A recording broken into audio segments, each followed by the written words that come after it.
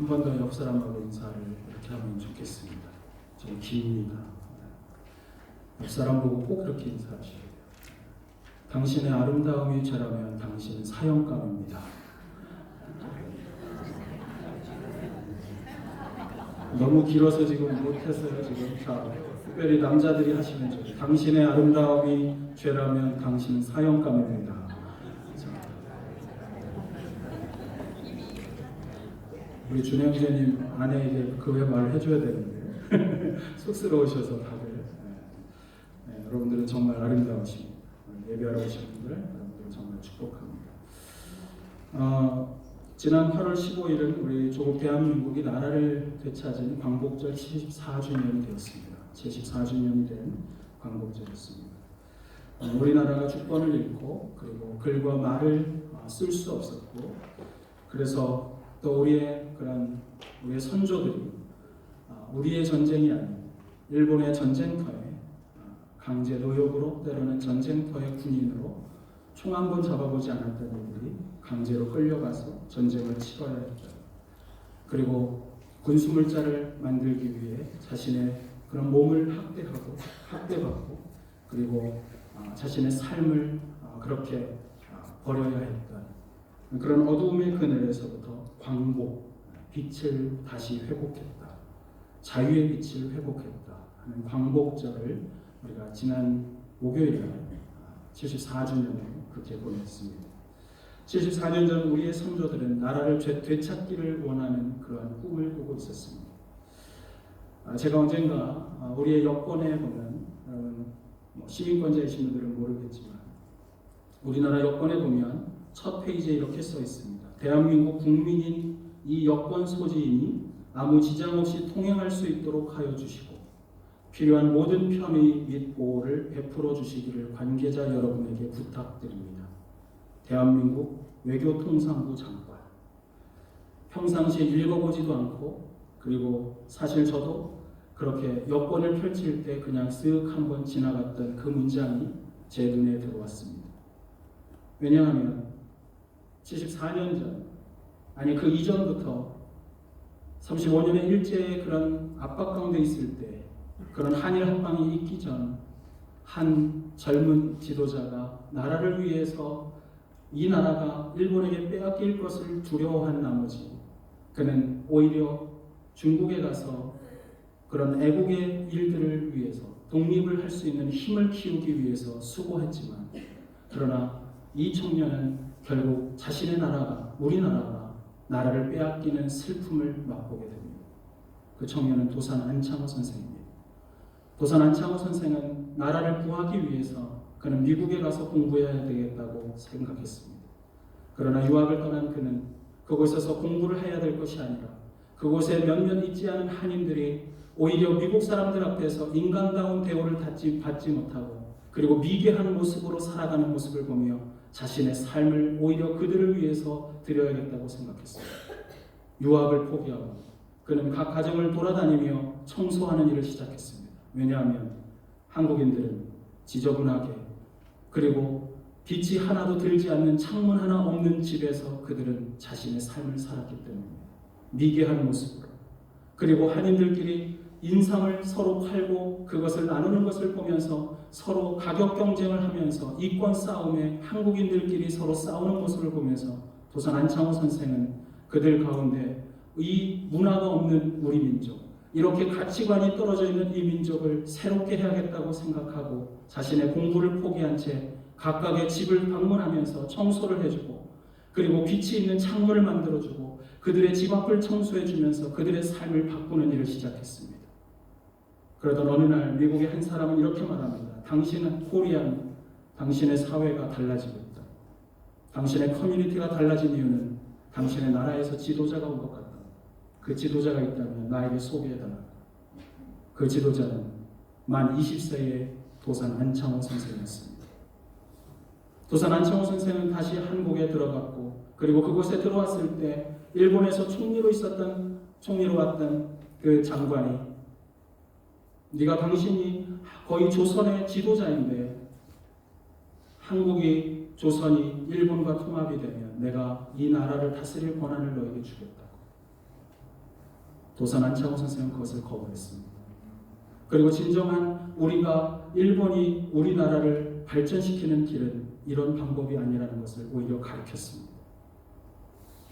그리고 그 장관은 그 이후에 우리가 잘 아는 이완용을 만나서 우리나라는 한일 합방에 이르고 그리고 조선의 우리나라의 국권을 잃어버립니다. 이 청년이었던 도산 안창호는 그때 중국에 있었습니다. 나라를 잃어버리고 더 이상 말을 쓸 수 없게 되고 그리고 글을 쓸 수 없게 되고 그것 때문에 가슴 아파하면서 그는 나라를 다시 되찾을 꿈을 가지고 미국으로 망명길에 올랐습니다. 함께 독립운동을 하고 있었던 지사들과 함께 그는 러시아 모스크바를 지나 독일에서 한 사람을 남겨놓고 유럽에서 독립운동을 시작하고 그리고 그는 영국 런던을 지나 뉴욕을 거쳐서 샌프란시스코를 거치고 그리고 캘리포니아에 이르렀습니다. 그가 영국 런던에 이르렀을 때 일본과 동맹국이었던 영국은 그의 여권을 보면서 이렇게 말했습니다. 너는 더 이상 옛날의 여권을 갖고 있는 것을 보며 한국 식민이라고 말하지 말고 일본 식민이라고 선언하면 너를 보내주겠다. 영국 런던에서 그 말을 들으며 그는 내가 정치적 망명을 하기 때문에 나를 보내줄 것을 원한다고 그는 굴욕적인 말을 하며 그렇게 미국의 망명길에 올랐습니다. 그리고 미국에 도착한 그는 우리가 잘 아는 패스포드 여권에 도장을 받았습니다. Without passport, 무여행권. 그 뜻은 이것입니다. 국적 없는 나라의 백성.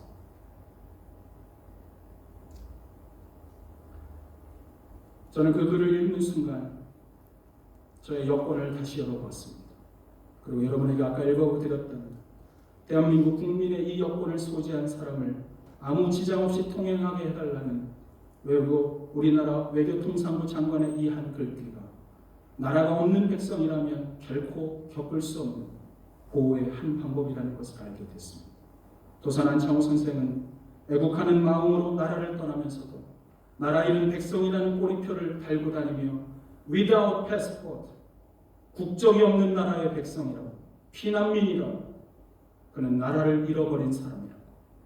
그럼에도 불구하고 그는 나라를 되찾기 위해 수고했고 그 나라를 되찾는 일을 위해 헌신했던 사람입니다. 그런 안창호 선생을 시작으로 미국에서부터 시작된 독립운동은 한국으로 들어왔고 그리고 한국에서도 조선에서도 독립운동은 시작되어 광복을 위한 그런 신문이 만들어지고 모든 이들의 마음이 달라졌습니다. 74년 전 우리 선조들은 잃어버린 나라를 되찾는 꿈을 꿨습니다. 그렇다면 74년이 지난 지금 75년을 맞이하는 우리는 우리의 나라에 대해서 먼 이국 땅에서 살면서 우리는 어떤 나라를 꿈꾸며 살아야 할까요? 우리가 소망하는 미래의 대한민국, 그리고 오늘 대한민국인으로 이곳 뉴질랜드에서 살아가는 우리들은 이 나라에 대한 어떤 미래상을 가지고 살아가야 하겠습니까? 이 질문에 대해 저는 내 개인의 소견이 아닌 성경이 말하고 있는 대답을 여러분에게 말씀드리고 싶습니다. 그것은 미래 조국을 향한 우리의 기도의 제목이어야 할 것입니다. 주 75년경 고린도에서 세계의 수도인 로마를 바라보고 있었던 사도 바울은 로마서를 기록하면서 자신의 조국인 이스라엘이 로마의 통치 아래 있었던 것을 결코 잊지 않았습니다. 사도 바울은 세계를 가슴에 품고 살아간 전도자였지만 그러나 조국의 장래를 한 번도 잊지 않은 채 그는 성경을 쓰기도 했습니다. 우리가 잘 아는 로마서 9장에 보면 9장 1절 이하부터 11장까지는 그가 자신의 조국의 미래를 근심하면서 걱정하면서 썼던 민족의 회복을 위한 기도였고 그리고 그러한 삶을 위해 어떻게 자신이 되기를 원하는지를 고백하는 구절이었습니다. 그러나 그는 결코 좁은 의미의 국수주의자가 아니었습니다. 자민족주의가 아니었습니다.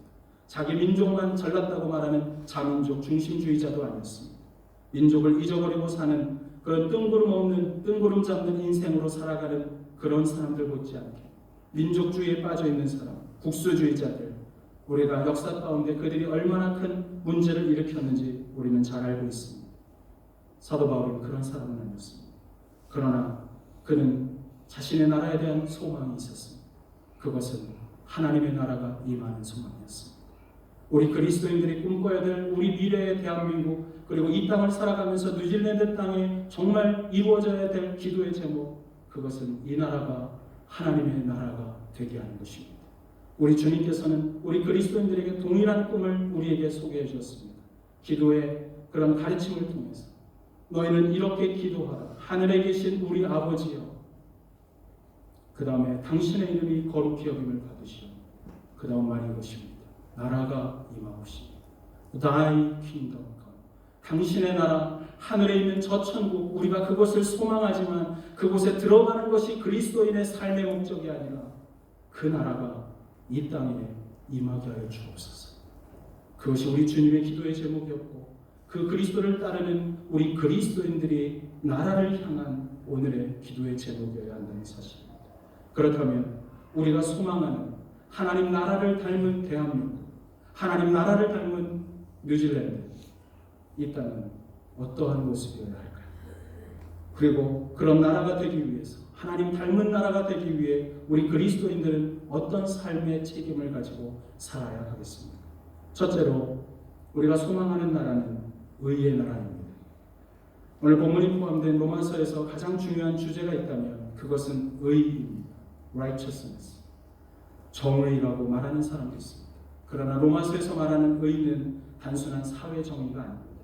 우리가 꿈꾸는 것은 이 땅이 정의로운 사회가 되는 것이지만, 그러나 단순한 사회 정의를 꿈꾸지 않습니다. 그리스도인들은 진짜 꿈꾸는 것은 무엇입니다? 하나님과의 바른 관계를 통해 하나님 앞에서 의로운 자들이 많이 일어나는 것입니다.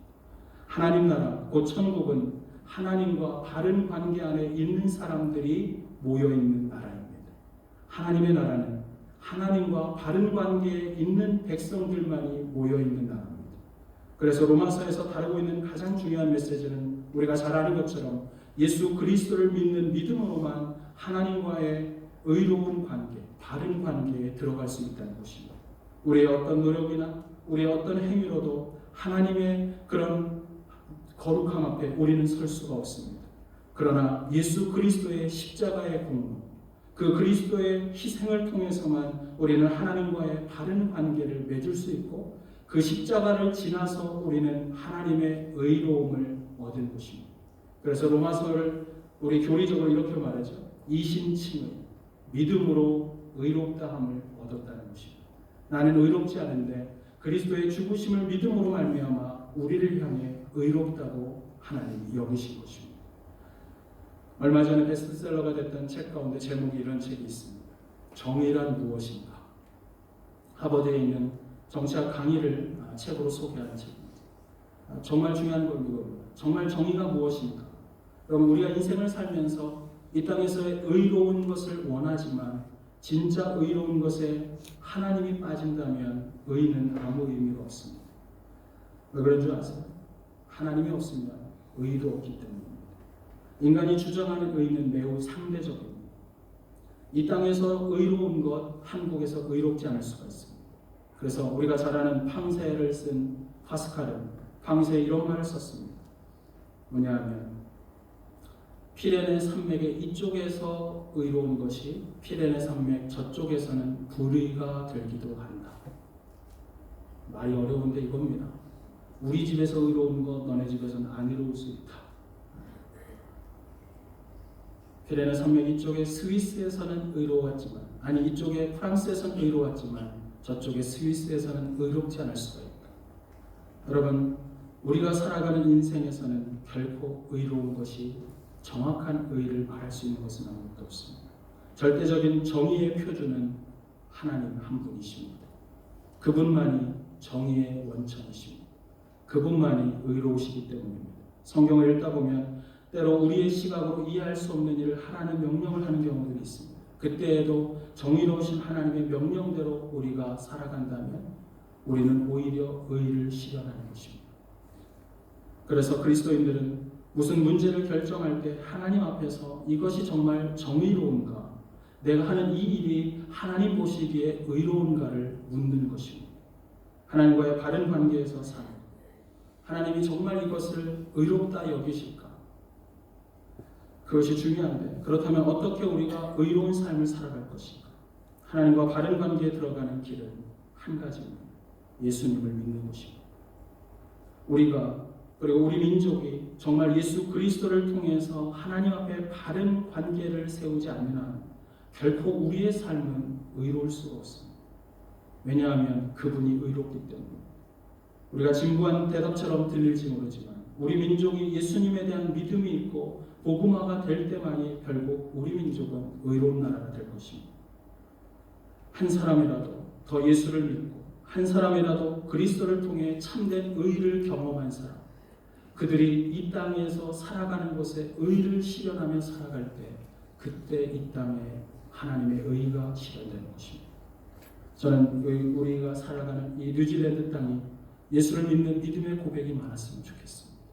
정말 이 땅에 지금 최근에 기독교 예배를 드리고 있는 기독교인이 7%에서 더 아래로 내려가고 있다. 뉴질랜드에 있는 많은 교회가 이 땅에 있는 교회 성도들이 점점 교회를 떠나가고 있다 보니까 교회를 운영하기 위해 어쩔 수 없이 교회가 렌트 사업을 벌이고 있는 교회.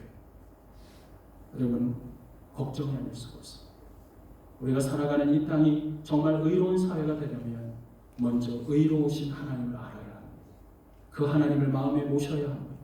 그 하나님과 함께하는 삶을 통해서만 의가 이 땅에 맺어지기 때문에 저는 우리의 나라도 미래에 정말 하나님이 기뻐하는 의가 있는 나라, 정의로운 나라가 되었으면 좋겠습니다.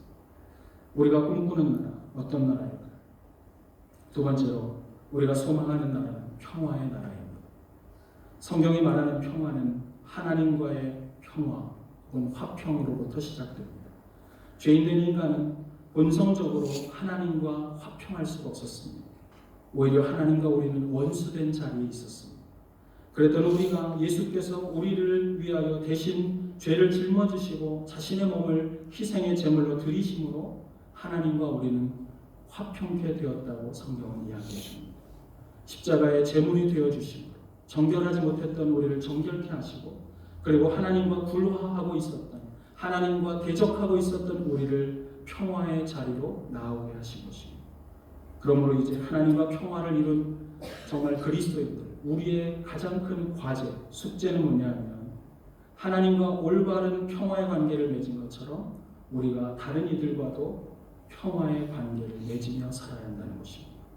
우리가 잘 알고 있는 여러분 화목제라고 하는 것은 소를 잡아서 예배를 드리게 되어 있습니다. 구약에 보면 화목제를 드릴 때 그 소를 잡습니다. 근데 중요한 것은 이겁니다. 화목제 때는 그 소를 잡은 재물을 누구랑 먹으라 그러냐면 가져가서 이웃들과 나누라. 소 한 마리가 얼마나 클까요? 자, 보니까 뉴질랜드 소는 더 커. 한국. 소 한 마리를 그날 다 먹어 치워야 됩니다. 남기지 말라고 했어요. 다 먹어 치우려면 몇 사람하고 나눠야 될까요? 그게 무슨 뜻인 줄 아세요? 하나님과의 바른 관계를 맺기 위해 먼저 이웃과 바른 관계를 맺으라는 것입니다. 오늘 우리가 함께 읽은 성경에서도 로마서에서도 마찬가지입니다. 12장에서부터 마지막 장 26장까지는 바로 이 화목, 이웃들과의 평화에 대한 주제가 있습니다. 로마서 12장 18절에 보면 이렇게 기록합니다. 할 수 있거든 너희로서는 모든 사람으로 더불어 화목하라. 이어서 로마서 13장에 오면 그리스도인들이 생활을 하면서 깨질 수 있는 그런 평화를 깨뜨리는 일들이 있었던 것입니다. 그 몇 가지 문제들을 다루는데 14장 1절에 보면 이렇게 시작됩니다. 여러분 성경에 보시면 14장 1절에 믿음이 연약한 자를 너희가 봤되 그 의견을 비판하지 말라. 실제적인 예가 2절부터 나와요.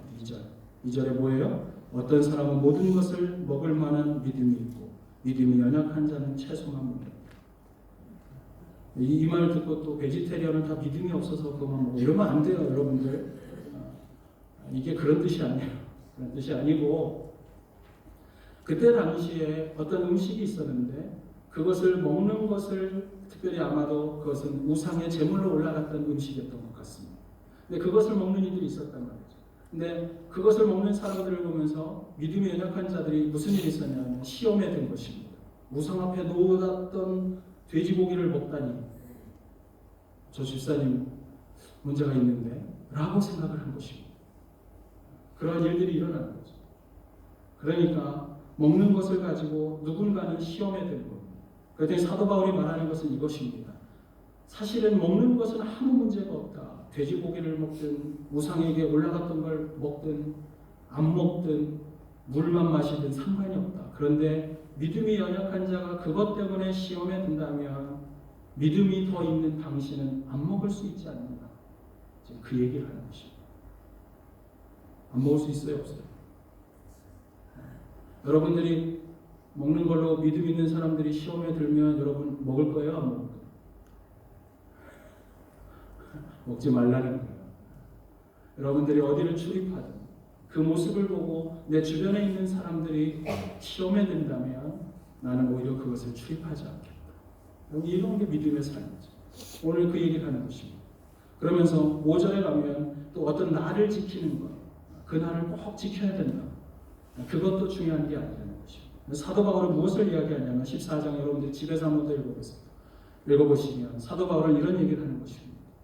그것이 본질적으로 복음을 흐트러뜨리는 것이 아니라면 교회 공동체 안에서나 또는 인간관계에서 본질적인 문제가 아닌 것으로 다른 사람들을 시험에 들게 하는 일을 하지 말라 하는 것입니다. 왜 그렇게 해요? 평화를 위해서. 사도 바울의 이 대답 속에서 인용되었던 말씀이 바로 오늘 우리가 함께 읽은 오늘의 본문입니다. 하나님의 나라는 먹는 것과 마시는 것이 아니요 오직 성령 안에서 의와 평강과 희락이다. 성도 여러분, 우리 그리스도인들은 우리 형제와 자매 그들을 통해서 우리는 평화를 추구할 수 있어야 됩니다. 그 이유는 우리가 우리 이웃들과 화평해야 되는 이유는 우리가 믿는 하나님이 평화의 하나님이기 때문입니다. 우리가 믿는 하나님이 평강의 왕이시기 때문입니다. 우리가 잘 알고 있는 것처럼 예수님이 이 땅에 오셨을 때 이런 말씀을 하셨습니다. 누가복음 19장 38절에 보면 하늘에는 평화요 그리고 더 높은 곳에는 영광이라. 예수님이 이 땅에 오실 때 그분은 평화를 주기 위해 오신 것입니다. 그분이 십자가에 달려 돌아가심으로 하나님과 불화하던 우리를 평화롭게 살게 하기 위해 오신 것입니다. 그렇다면 그 예수님을 우리가 평화의 왕이신 예수님을 구주요 주님으로 믿는다면 우리의 그리스도인들의 삶의 스타일은 어떤 삶이어야 할까? 우리는 당연히 어디에 가든 평화를 추구해야 합니다. 저는 우리 교회가 속한 어느 공동체든지, 저는 우리 성도님들이 거하는 학교든지, 가정이든지, 어느 한인 사회, 어느 곳에 가든지, 아니 희위들과 함께하는 그 사회 속에서 저는 우리 교회 성도님들만큼 반드시 평화를 추구하게 되길 바랍니다. 그리스도인은 화평케 하는 사람입니다. 어떤 사람들은 그가 속한 곳에 가면 불화를 만드는 사람들이 있습니다. 그 사람만 들어오면 문제를 만드는 사람이 있습니다. 여러분, 그런 사람들은 실제로는 그리스도를 따르는 사람이라고 말할 수가 없습니다. 왜냐하면 우리가 믿는 그리스도는 평화의 왕이시기 때문에 그분이 평화의 왕이라면 그분을 따르는 이들은 당연히 평화를 추구하는 것입니다. 모든 그리스도인들은 어느 곳에 가든지 그가 서 있는 곳에 화평이 있게 합니다. 그리고 대화를 하면 알 수 없지만 그를 통해 마음에 평안이 있을 수 있어요. 여러분 기도하세요. 하나님, 내가 있는 그곳이 저로 인해 평화가 있게 해주십시오. 여러분, 그게 바로 아브라함이 가졌던 그런 믿음의 조상으로서 그가 가진 복이 되는 축복. 여러분, 우리 그리스도인들이 어떻게 복이 되는 축복이 있어요? 복의 근원이 될지라. 이 말은 그로 말미암아 그 사람에게 임한 평화가 흘러가게 하는 것입니다. 아브라함에게 있었던 하나님, 그 하나님의 평화가 함께 흘러가는 것처럼 우리 그리스도인들이 있는 그곳에 하나님의 평화가 흘러가야 합니다. 그렇다면 우리가 어떻게 평화를 흘려보낼 수 있습니까? 그것이 무엇일까? 우리가 아까 첫 번째에서 의로운 나라를 이야기할 때 의를 갖는 방편이 믿음으로 말미암는 것이라고 했습니다. 믿음으로 우리는 의롭게 됩니다. 동시에 평화를 가져오는 길은 사랑입니다. 우리가 형제를 정말 사랑하면 우리는 형제와 화평할 수가 있습니다. 우리가 형제와 사랑한다면 형제에게 양보할 수 있습니다. 내 주장을 내려놓을 수가 있습니다. 내 기득권을 내려놓을 수가 있습니다. 목장교회 안에서 아니면 섬김의 자리에서 내가 하고 싶은 말을 하지 않을 수 있습니다. 왜냐하면 사랑하기 때문입니다. 저는 우리 교회가 더 많이 사랑할 수 있었으면 좋겠어요. 이 사회를, 우리의 속한 공동체를. 그래서 내가 할 것, 내가 주장할 것을 내려놓을 수 있다면 여러분 그것이 그리스도가 임한 바로 평화의 나라가 되는 것입니다. 저는 그런 의미에서 지금 우리나라가 더 많이 회복해야 될 것은 형제 사랑입니다. 이 나라가 지금 조국의 대한민국은 계속해서 정권이 바뀔 때마다 그것 때문에 남북도 갈라져 있는데 전 세계 유일한 분단 국가인데 남쪽 안에서도 또 나눠져 있다는 거죠. 세대가 나눠지고 갈등을 하고 그렇게 크지도 않은 나라가 그렇게 나눠져요. 왜 그럴까요? 형제를 상실한 것입니다. 나라에 대한, 우리 민족에 대한, 그리고 멀리 떨어져 있지만 우리나라에 대한 애정을 잃어버린 것입니다. 저는 우리나라가 정말 형제 사랑의 큰 가슴으로 우리 민족을 포용할 수 있었으면 좋겠어요. 정권에 대해서 얼마든지 동의하든지 하지 않든지 그것은 자유입니다. 그러나 그것과 상관없이 이 나라에 하나님의 평화가 임하고 그리고 우리 민족이 함께 평화가 있는 것, 여러분 그것은 우리 모두의 소원이 되어야 되지 않을까요? 그것은 하나님의 나라에 평화가 있기 때문에. 그래서 조국 대한민국에도 평화가 임하기를 기도해야 합니다. 이 땅에도 진정한 평화가 임하기를 우리 그리스도인들은 소원해야 한다는 사실입니다.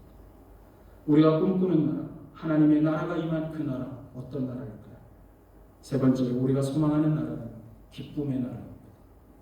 하나님 나라의 특성을 지금까지 두 가지를 나눴습니다. 하나님의 나라 첫 번째는 의의 나라입니다. 의는 하나님과의 관계가 바를 때 나타나는 덕목입니다. 하나님께 초점을 둘 때. 두 번째는 뭐였어요? 평화의 나라.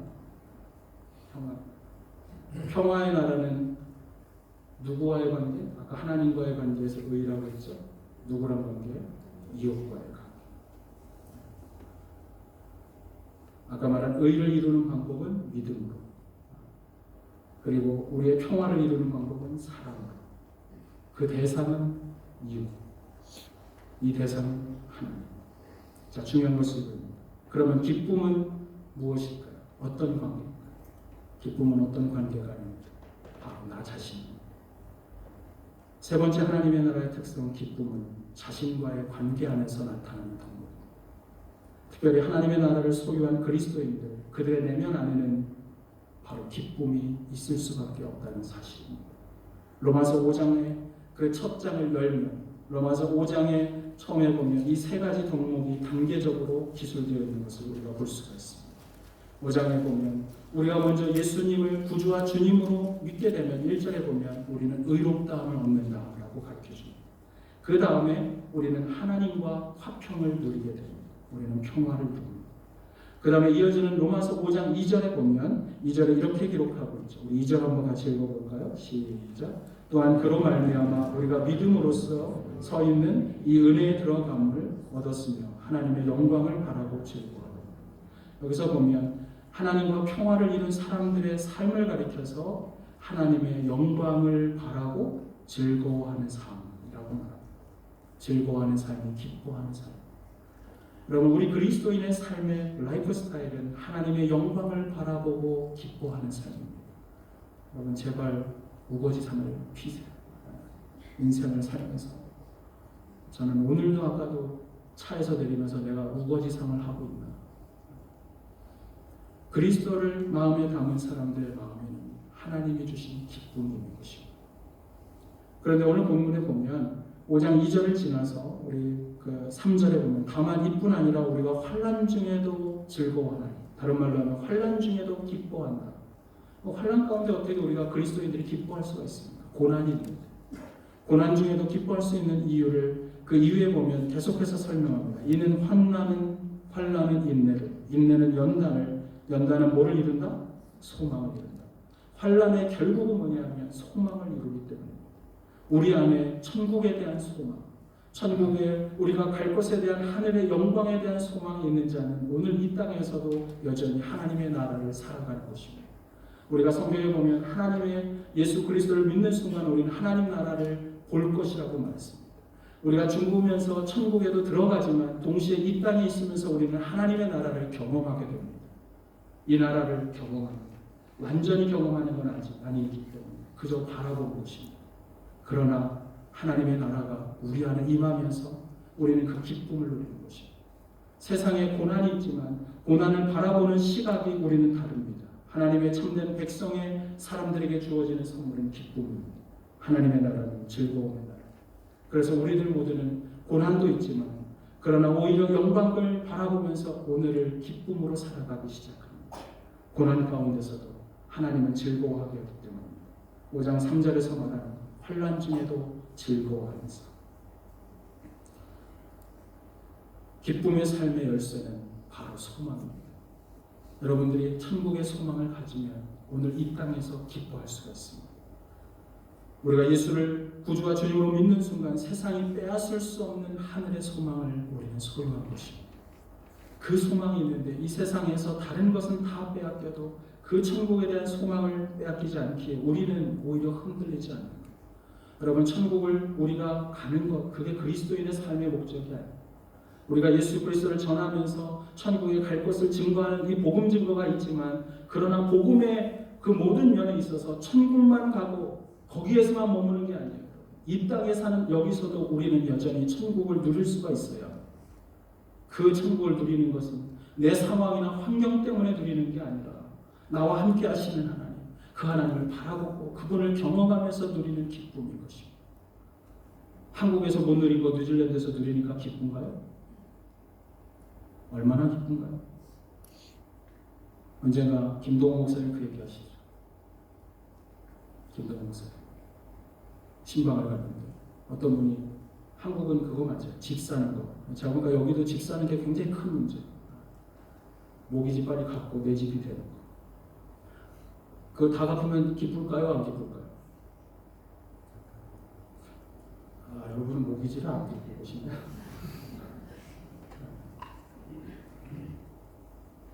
한국은 이렇습니다. 월세를 삽니다. 월세를 살다가 전세를 가면 행복해합니다.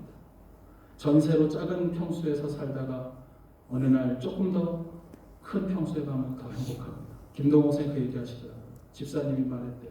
화장실 한 칸 있는 집에 전세로 살다가 화장실 2개 있는 집으로 갔더니 목사님 너무 좋아요. 너무 좋아서 잠을 못 잤어요.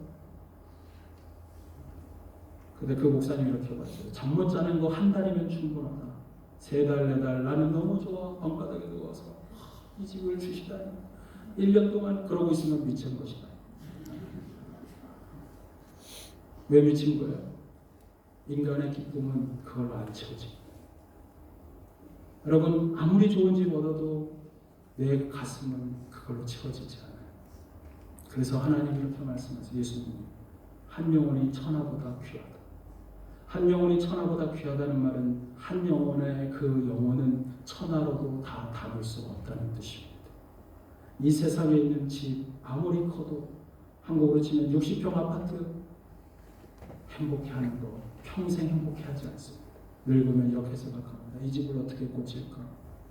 이 집은 언제 청소하나? 처자식 다 쳐놓는데 애들은 다 떠나고 좁은 집으로 이사 가야 되는데 늘 고민인 거예요. 인생. 세상의 것을 볼 때는 결코 채워지지 않는 게 우리의 영혼이에요. 그래서 말해요. 한 영혼이 천하보다 귀하다. 천하로는 담을 수 없는 영혼. 그래서 너무 귀한 영혼. 우리는 천하로 담는 게 아니라 하늘의 영광으로 담아야 진짜 기쁠 수 있다는 사실입니다. 세상에 가져갈 수 없고 바뀌지 않는 것. 백날 몇만 불 넣어야 오래 안 가요. 금리 떨어지면 안 행복하고 주식 내려가면 안 행복하고 그게 인생입니다. 거기에 기쁘지 않아요. 우리는 하늘의 것을 담을 때는 기쁠 수밖에 없는 존재라는 사실입니다. 그래서 전도서는 이렇게 말했어요. 우리의 이런 마음을 가리켜서 각 사람에게는 다 영원을 사모하는 마음을 주셨다. 이 세상 거 다 헛되다. 헛되고 헛되니 헛되고 헛되다. 오직 영원을 사모하는 마음, 결코 변하지 않을 천국을 담을 때만 행복하고 기쁘다. 여러분, 그 천국을 바라보면 오늘이 달라지는 것. 그래서 행복한 것. 그래서 기쁜 것. 제가 언젠가 한국에 있을 때 정말 암으로 너무너무 고생하는 한 집사님이 있으셨어요. 하나님 나라에 갈 때가 가까우니까 점점 복수가 차오릅니다. 정말 아이를 가진 것보다 더 배가 나와 있는데 그 가서 기도해주는 목사의 마음은 때로는 믿음이 없어요. 하나님 안 치유해 주실 것 같아요. 이런 마음이 다 들 때가 있어요. 하나님 언제 데려가시려고 이러시나요? 그냥 고통 없이 데려가 주시죠. 어느 날 매일같이 정말 한 주에 한 번씩 그 가정을 방문하던 어느 날 집사님의 가정에 갔는데 그날따라 이상하게 더 많이 행복해 보였습니다. 최근에 갈 때마다 행복함을 느끼는 것 같았어요. 이상하다. 얼굴이 왜 더 밝아졌지? 제가 나오는 길에 우리 여자 집사님이 암이 있으셨고 남편 집사님이 열심히 병수를 하고 계셨거든요. 따님과 함께 나오면서 물어봤어요. 집사님 힘드시죠? 그랬더니 집사님이 이렇게 말해요. 목사님 괜찮아요. 목사님 저는 천국에서의 삶을 지금 준비하고 있어요. 왜? 무슨 말이에요? 곧 천국 가시겠다는 얘기니까 그게 무슨 말이에요? 그게 아니라 저는 천국에서의 기쁨을 지금 누려요. 목사님 그러셨잖아요. 설교할 때 천국은 섬기는 나라라고. 천국은 하나님을 예배하는 나라, 하나님을 섬기는 것. 그리고 함께 천국에 가 있는 성도들 서로를 격려하고 섬길 거라고. 그런데 목사님, 우리 아내가 천국 가기 전에 먼저 천국 가서 섬길 거 연습해서 저는 행복해요. 그리고 아세요? 섬길수록 우리 가정은 천국이 되고 있어요. 제가 그날 얼마나 위로를 받았는지 모릅니다. 마음이 무겁게 갔던 신방에서 오히려 돌아올 때 저의 마음은 위로받고 행복으로 가득 찼습니다. 그 가정은 천국에 가기 전에 천국을 이미 경험하고 있는 기쁨의 그리스도인의 삶의 실체를 보여주고 있었다는 사실입니다.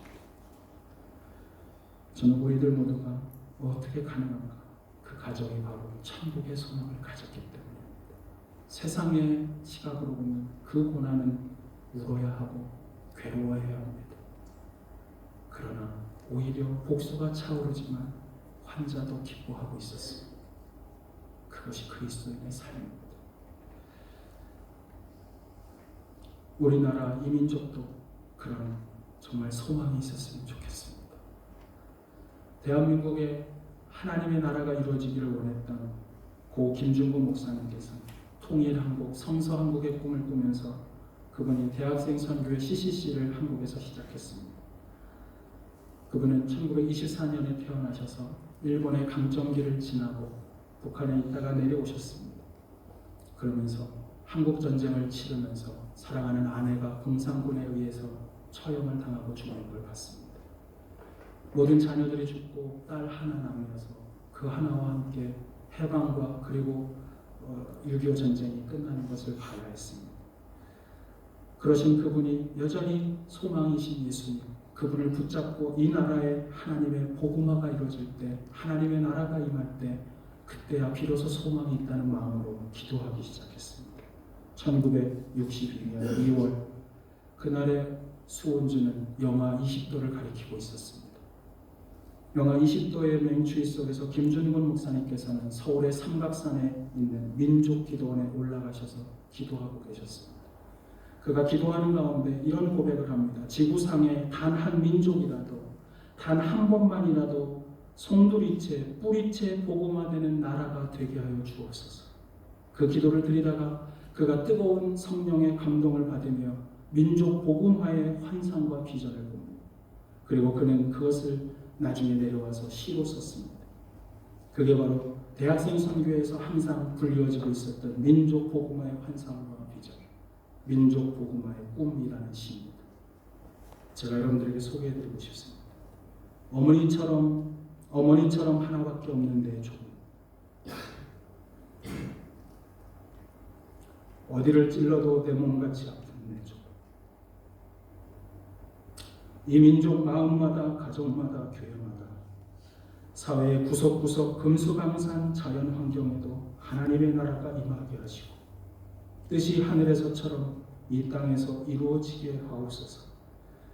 이 땅에서 태어나는 어린이마다 어머니의 신앙의 탯줄, 기도의 젖줄, 말씀의 핏줄에서 자라게 하시고 집집마다 이 집의 주인은 예수님이라고 고백하게 하시고 기업주들은 이 회사의 사장은 예수님이고 나는 관리인이라고 고백하는 민족. 두메마을, 우물가의 여인들의 입에서도 공장의 직공들 그리고 바다의 선원들의 입에서도 찬송이 터져 나오고 각급 학교 교실에서는 성경이 필수 과목처럼 배워지고 교회나 각 의가 모일 때도 주의 뜻이 먼저 무너지게 하시고 국제시장에서 한국제 물건들은 한국인의 신앙과 그 양심이 을의 보증수표처럼 그렇게 믿어지는 민족. 여호와를 자기 하나님으로 삼고 예수 그리스도를 주로 삼으며 신구약 성경을 신앙과 행위의 표준으로 삼는 민족. 민족의식과 예수의식이 하나가 된 지상 최초의 민족. 그리하여 수십만의 젊은이들이 예수의 꿈을 꾸고 인류 구원의 환상을 보며 한 손에는 복음을 다른 한 손에는 사랑을 들고 지구촌 구석구석을 누기는 거룩한 민족이 되게 하옵소서. 과연 우리는 지금 어떤 나라를 꿈꾸고 살아가고 있을까요?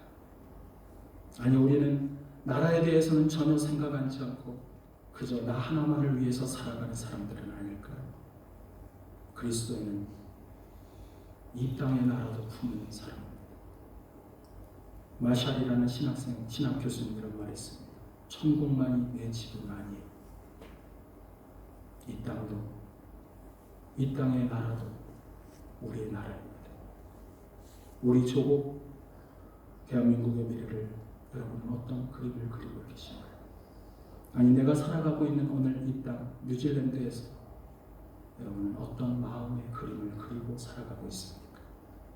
하나님 나라의 가치관, 하나님의 통치가 임하는 나라, 하나님의 진정한 의와 진정한 평화, 진정한 기쁨을 모든 동포가 함께 누리는 나라, 하나님의 나라, 그 나라가 되어야 하지 않을까요?